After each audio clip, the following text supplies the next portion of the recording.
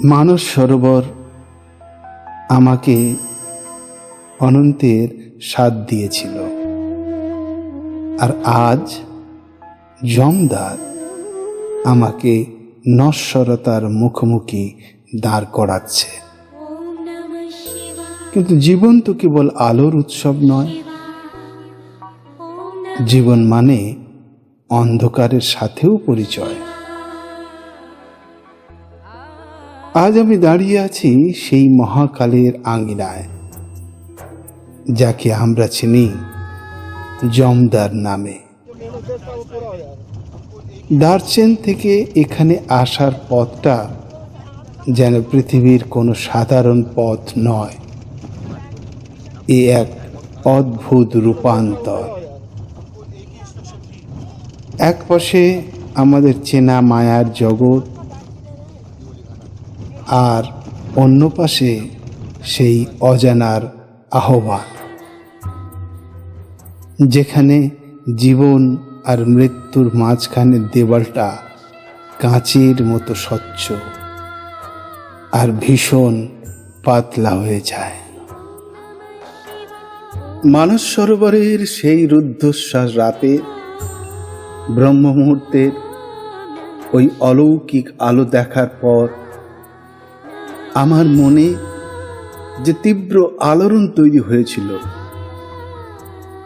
এই জমদারের সামনে দাঁড়িয়ে তার আসল অর্থটা যেন জলের মতো পরিষ্কার হয়ে গেল।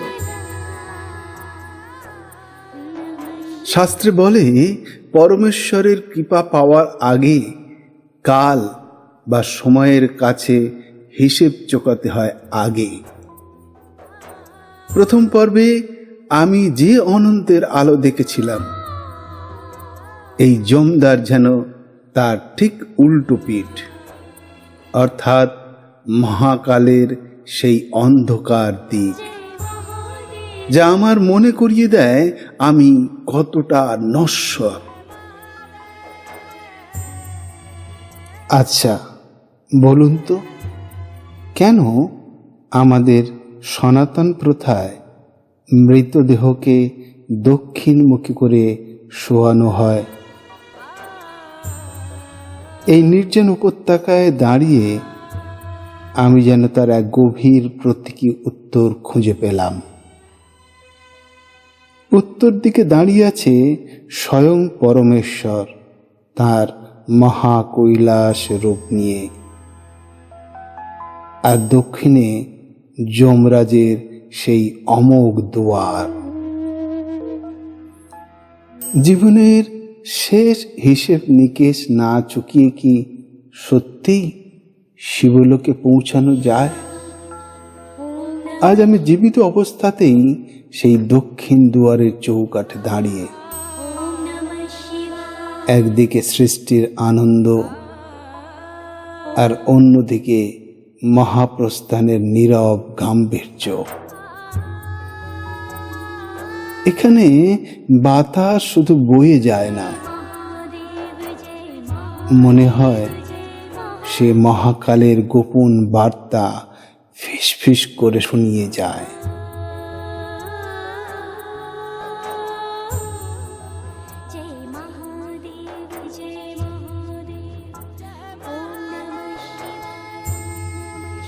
মৃত্যুর পর মানুষের কি হয়? যমরাজ কি সত্যিই আমাদের প্রতিটি কর্মের হিসেব রাখেন? কৈলাসের পাদদেশে দাঁড়িয়ে থাকা এই জমদারকে ঘিরে বহু বিশ্বাস, বহু প্রতীক। এটি কোনো বিশাল প্রাসাদ নয়, দেখতে ছোট সরল এক তিব্বতী তরুণ, কিন্তু তার আধ্যাত্মিক অর্থ অসীম, অপার।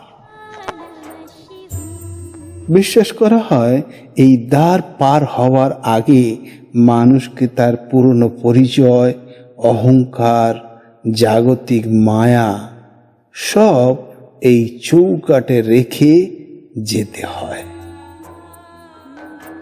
স্থানীয় আচারেও সেই প্রতীকের ছাপ আছে। অনেকে এখানে নিজের পুরনো কোনো চিহ্ন ফেলে দিয়ে যান, যেন ভিতরের পুরনো সত্তাকে বিদায় জানিয়ে। আর তখন মনে প্রশ্ন জাগে, আমরা কি পারি নিজের ভেতরের অহংকার, ক্ষোভ, লোভ, মিথ্যে পরিচয়ের খোলসকে ত্যাগ করতে? এসব সত্যি একদিন খুলে ফেলে আসতে এটা কি সম্ভব?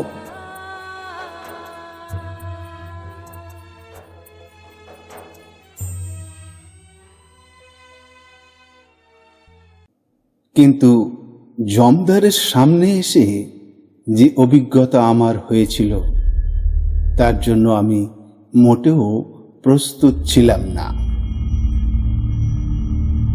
কেন জানি না, সেই প্রাচীন পাথরের গায়ে হাত রাখার সঙ্গে সঙ্গেই মনে হলো বাইরের পৃথিবীটা যেন ধীরে ধীরে দূরে সরে যাচ্ছে।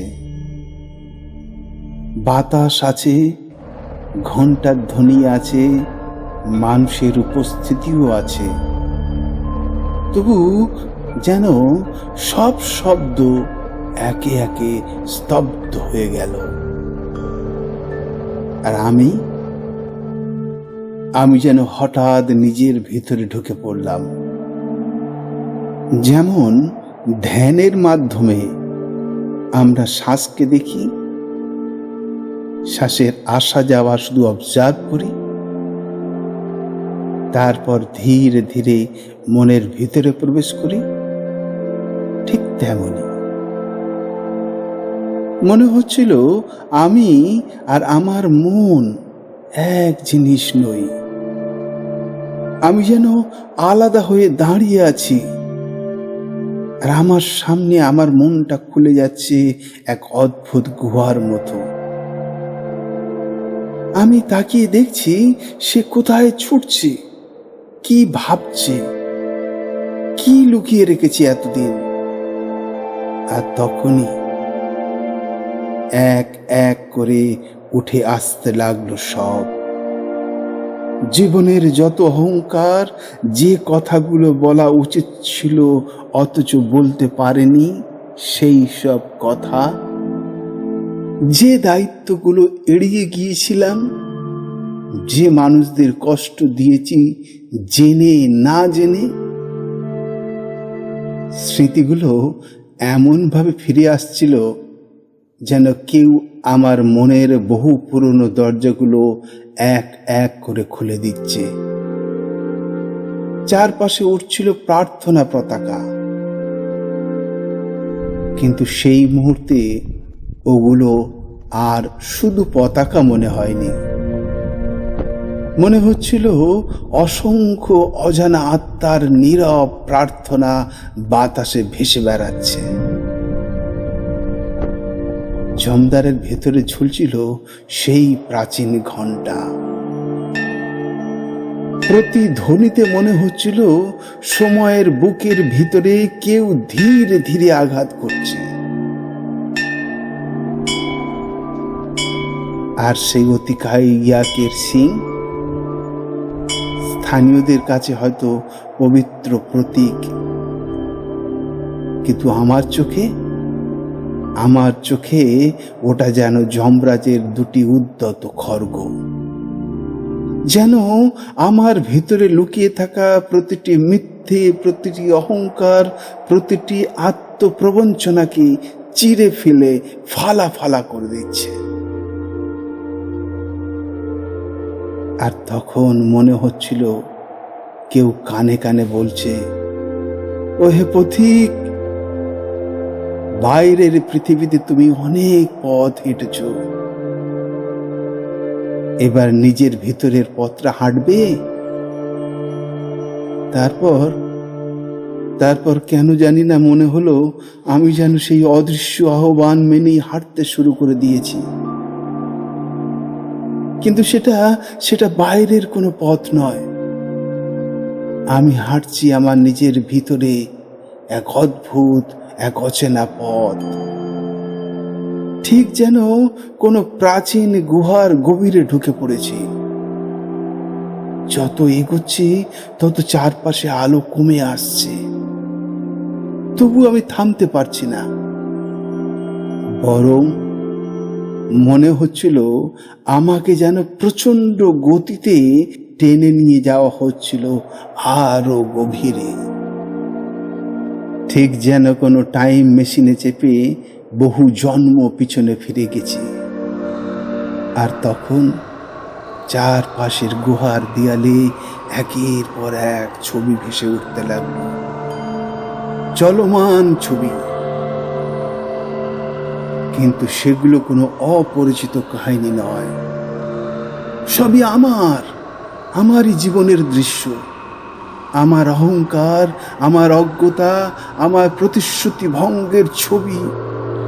যে কথাগুলো দিয়ে কথা রাখিনি, যে দায়িত্বগুলো এড়িয়ে গিয়েছি, যে মানুষদের মনে অকারণে আঘাত দিয়েছি, যে রাগ, যে অভিমান, যে প্রত্যাশা পূরণ না হওয়ার ক্ষোভ এতদিন বয়ে বেরিয়েছি,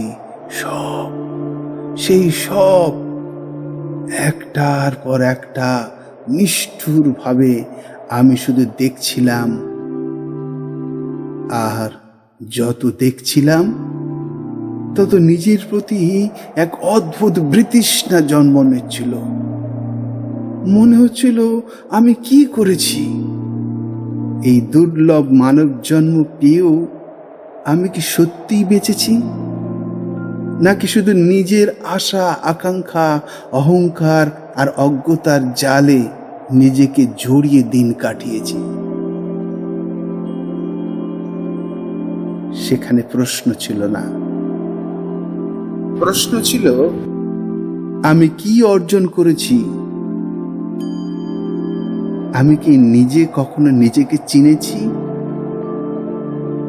আমি কি কোনোদিন নিজের মনকে সত্যি অবজার্ভ করতে পেরেছি? যে রাগ, যে ভয়,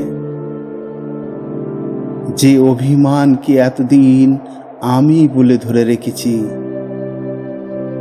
সেগুলো কি সত্যি আমি? আর তখন কোনো চেষ্টা ছাড়াই নিজের অজান্তেই মনের গভীর থেকে উচ্চারিত হতে লাগলো, আসতো মা সদ্গময়া তমসো মা জ্যোতির্গময়া মৃত্যুর্মা অমৃতাঙ্গময়া। সেই মন্ত্র যেন আমি বলছিলাম না, আমার আত্মাই যেন কাঁদতে কাঁদতে বলছিল। আর আমি আর নিজেকে ধরে রাখতে পারলাম না। চোখ দিয়ে অনর্গল জল গড়িয়ে পড়তে লাগলো। চাপা কান্না মুহূর্তেই ভেঙে গেল। হাউ হাউ করে কেঁদে উঠলাম, মহাদেব, আমাকে পথ দেখাও, আমাকে অজ্ঞতা থেকে জ্ঞানের দিকে নিয়ে চলো, অবাস্তব থেকে বাস্তবের দিকে নিয়ে চলো। আমি ভুল করেছি, আমায় ক্ষমা করো। ঠিক তখনই হঠাৎ করে ডমরুর শব্দ শুনতে পেলাম। এক ঝটকায় যেন সম্বিত ফিরে এলো। চোখ মেলে দেখি আমি জমদার পেরিয়ে দাঁড়িয়ে আছি, সামনে মহাকৈলাস। দূরে বাকি যাত্রীরা অনেকটা এগিয়ে গিয়েছেন। আমি একা, পুরোপুরি একা। আমার পা যেন জমে গেছে মাটিতে। শীতল বাতাস এবার আরো বেশি করে কাঁপিয়ে দিচ্ছে সারা শরীর। চারপাশের নৈশব্দ হঠাৎ অস্বস্তিকর। এক মুহূর্তের জন্য মনে হলো এই শূন্যতার মধ্যে যেন অদৃশ্য বহু উপস্থিতি ঘুরে বেড়াচ্ছে। তারা যেন আমাকেই দেখছে। আর তখনই আমার মনে এক প্রশ্ন বিদ্যুতের মতো ঝলসে উঠল। এই নৈশব্দের মধ্যে ডমরু বাজালো কে? কই, আমি তো কাউকে দেখতে পাচ্ছি না। আর ঠিক সেই মুহূর্তে ডান দিকে তাকিয়ে দেখি একজন তিব্বতী এসে একেবারে আমার পাশে দাঁড়িয়ে। কখন এলেন, কিভাবে এলেন আমি টেরই পাইনি। তিনি আমার দিকে তাকিয়ে হালকা হাসলেন, তারপর ইংরেজিতে বললেন, হোয়াট স্যার, গো অ্যাহেড, বলে হাত তুলে সামনের দিকে দেখিয়ে দিলেন। আমি তার দেখানো ইশারাতে দেখলাম শুধু আমার দলের সঙ্গীরাই নয়, অন্য যাত্রীরাও ততক্ষণে অনেকটা এগিয়ে গিয়েছেন। আর আমি যেন সময়ের হিসেবে হারিয়ে এখানে দাঁড়িয়েছিলাম। সেই মুহূর্তে মনে হচ্ছিল মহাদেব হয়তো আমাকে ভয় দেখাতে জমদারে আনেননি, নিজেকে দেখাতে এনেছিলেন।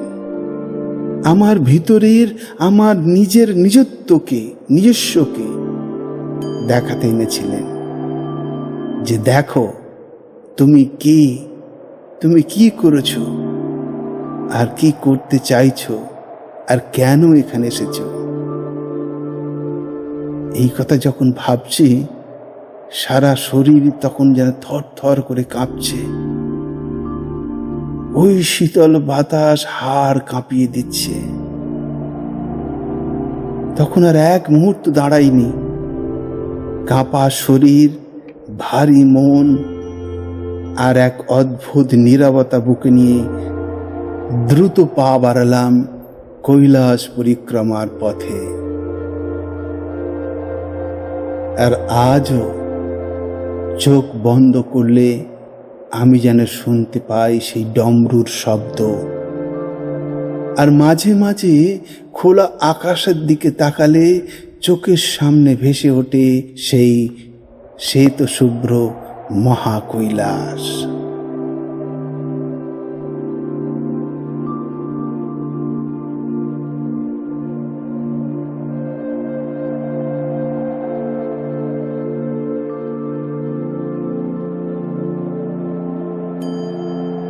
সেই মুহূর্তে একটা অদ্ভুত প্রশ্ন আমার মাথায় এলো। যদি এটাই আমার জীবনের শেষ যাত্রা হতো, আমি কি শান্তিতে চোখ বন্ধ করতে পারতাম, নাকি অসমাপ্ত দায়িত্বের ভার আমাকে ফিরিয়ে আনতো? আমরা মৃত্যুকে ভয় পাই কেন? মৃত্যুকে, নাকি অসমাপ্ত জীবনকে ভয় পাই আমরা? জমদার আমাকে একটা শিক্ষা দিয়েছিল, মৃত্যুর চিন্তা মানুষকে দুর্বল করে না সব সময়। কখনো কখনো সেটাই মানুষকে সত্যিকারের জাগিয়ে তোলে। আর যেটা আমার মধ্যে ঘটে গেল সেটা সেই জাগরণ।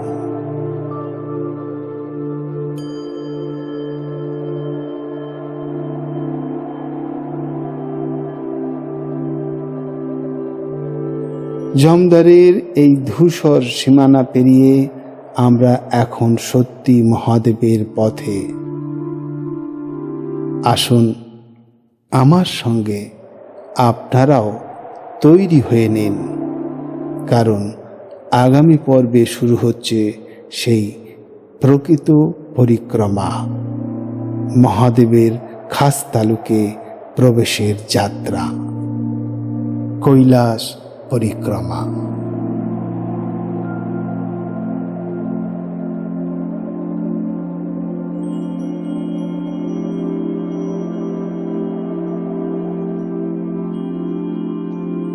আপনাদেরকে আমি একটা প্রশ্ন রেখে গেলাম, যদি আজ হঠাৎ করে আপনাকে জীবনের পিছন দিকে ফিরে তাকাতে বলা হয়, আপনি কোন জিনিসটি বদলাতে চাইবেন?